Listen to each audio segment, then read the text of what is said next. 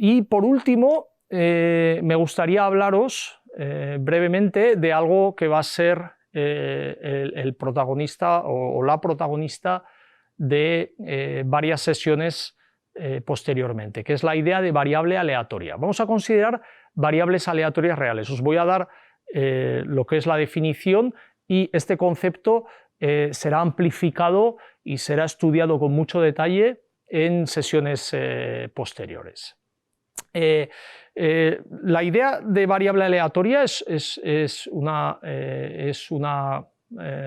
construcción matemática y el origen es las ventajas de asociar un conjunto de números reales a los resultados de un experimento aleatorio. Esta es un poco la idea de variable aleatoria y es una construcción matemática muy útil para capturar el comportamiento de variables, como son las variables económicas, que toman valores que a priori son desconocidos. Es decir, nosotros no sabemos a ciencia cierta cuál va a ser la tasa de desempleo en nuestro país el año que viene, por ejemplo. Entonces, cuando sobre ciertas variables hay incertidumbre sobre el valor que vayan a tomar, al final tomarán un valor, pero cuando hay incertidumbre sobre el valor que van a tomar, pues la manera de captar esta incertidumbre es a través de este concepto de variable aleatoria que es tremendamente útil. ¿Qué es una variable aleatoria? Es algo muy sencillo. Básicamente es una función del espacio muestral en los números reales, es decir, es una función que asigna a cada punto del espacio muestral un número real. Fijaros que aquí tenéis la definición, pero fijaros, y esto es muy importante, que para denominar o para describir una variable aleatoria usaré normalmente, quizá no siempre, pero normalmente, hay a veces que uso una notación un poco distinta, ya lo veremos, pero normalmente usaremos la negrita, es decir, x en negrita va a ser lo que es una variable aleatoria. Y esto es sin más una función. Una función es una regla que asigna a cada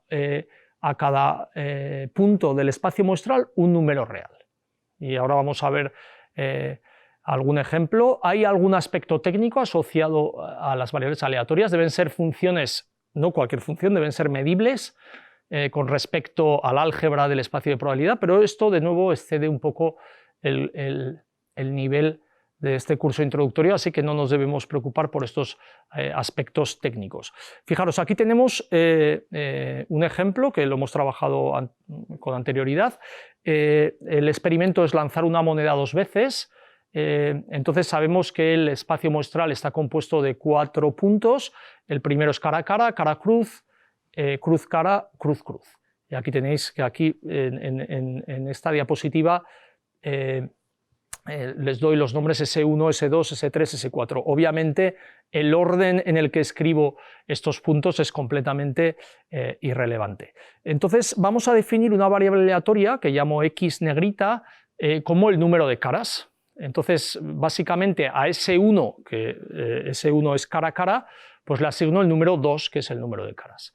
A S2, que es cara cruz, le asigno el número 1, a S3 le asigno el número 1 y a S4 le asigno el número 0. Esta es la función. A cada punto del espacio muestral le asigno un número, en este caso 2, 1, 1, 0. Obviamente eso nos permite asignar probabilidades a los valores que toma la variable aleatoria. Las probabilidades proceden de la función de probabilidad definida en el espacio de probabilidad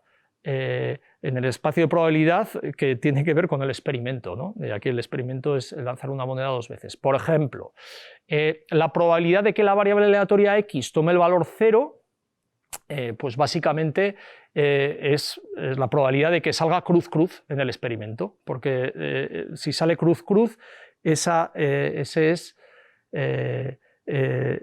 equivalente a que la variable aleatoria tome el valor 0, y la probabilidad de que salga cruz cruz sabemos que es 1 partido 4, es decir, la probabilidad de que x tome el valor 0 pues es 1/4.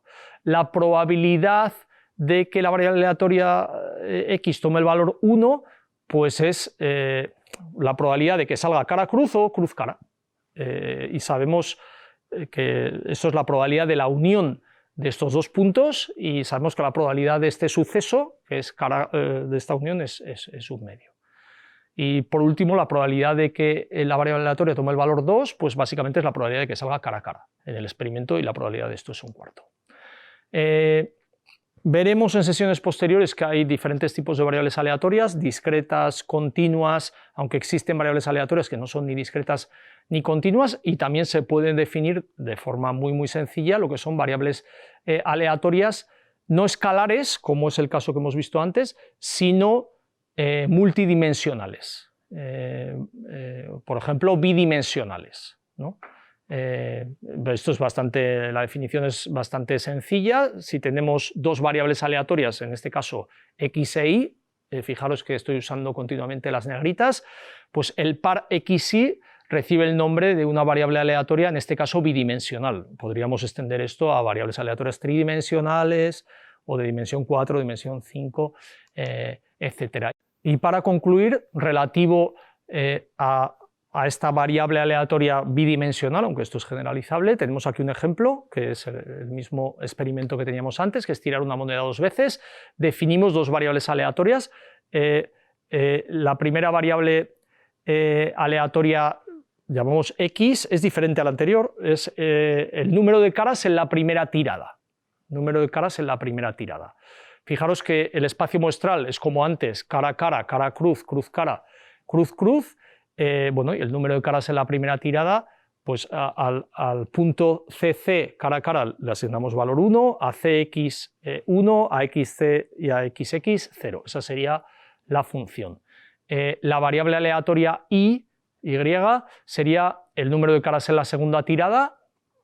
Pues bueno, básicamente es trivial definir esta función.